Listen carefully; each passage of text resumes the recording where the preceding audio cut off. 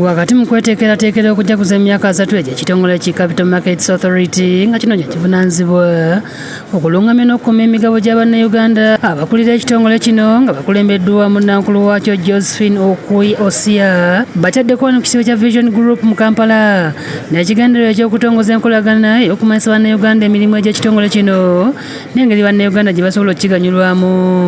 Ensisinkano ey'enjawulo ekubiziddwa akulira Vision Group Don Innocent Wanyama nga yeetabiddwamu omukuŋŋaanya wa Vision Group ow'okuntiko Sidini Miria Babanga n'abakulu abalala. Wanyama abayozaayozezza okutuuka ku myaka 3 mu buufu obwo nga ne Vision Group yakajaguza emyaka 4. It pleases me to let you know that as we mark 30, for us we are marking 40, but I'm sure we belong to the same generation or age group if you were to cluster it that way. Wanyama ategeeza ng'emirimu gy'ekitongole kino we batayinza kugibuusa maaso naddala nga Uganda eri mu lugendo lw'okutumbula ebyenfuna byayo, era n'asuubiza enkolagana ennungi n'okufuba okusomesa bannayuganda emigaso egiri mu ggula emigabo okuyita mu mikutu gyonna. As we chase our ambitious tenfold growth strategy, obviously the place of a regulator like CMA cannot be understated. What we can commit on our behalf as Vision Group, as a media that is responsible, that focuses on how to grow this country, you can count on our support to continue working with CMA. Osia yogeddeko obukulu bw'ekitongole kino mu kutumbula enkulaakulana y'eggwanga wakati mu kutuukiriza ekiruubirirwa eky'obuwumbi bwa $5 ez'obugagga bw'eggwanga n'asiima Vision Group olw'okubeera emu ku makampuni agasooka okutunda emigabo.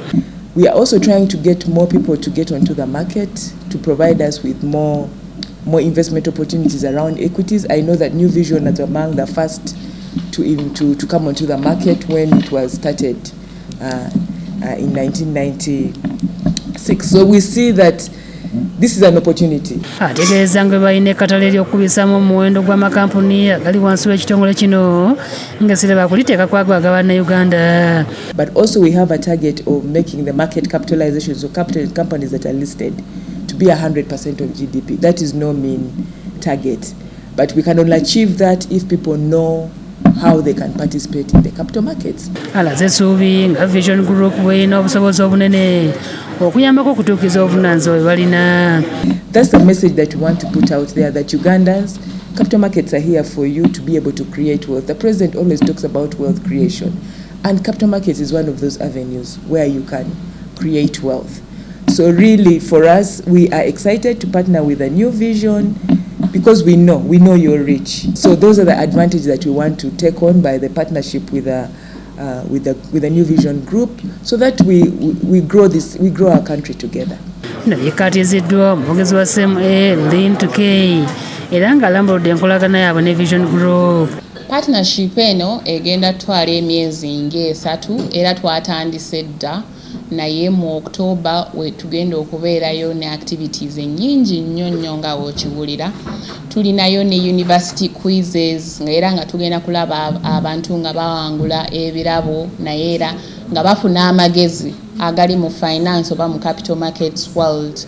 Waliyo n'ebya bye tugenda okukola nga tugenda mu regions ez'enjawulo, naye era Vision Group mweno partnership ebeera nti buli muntu at least afunako gana amagezi. Omukuŋŋaanyi w'okuntiko Sidini Miria yogedde ku ndagaano eteereddwako omukono n'ategeeza ng'okolagana Vision Group ekiri ekyenkizo era nga yakola ekisoboka kyonna okulaba nga bannayuganda bamanya enkola y'ekitongole kino kubanga obusobozi kampuni ebulina. So as Vision Group, we are very happy to partner with Capital Markets Authority to amplify their 30th anniversary. We've got 7 radio stations, we've got TV stations, we've got a digital presence, we're on social media, and we believe that by partnering with us, their message will reach all the corners of this country and even beyond. Adrian Bale Wanika, yakusakidde eggulu eno ku Bukedde TV.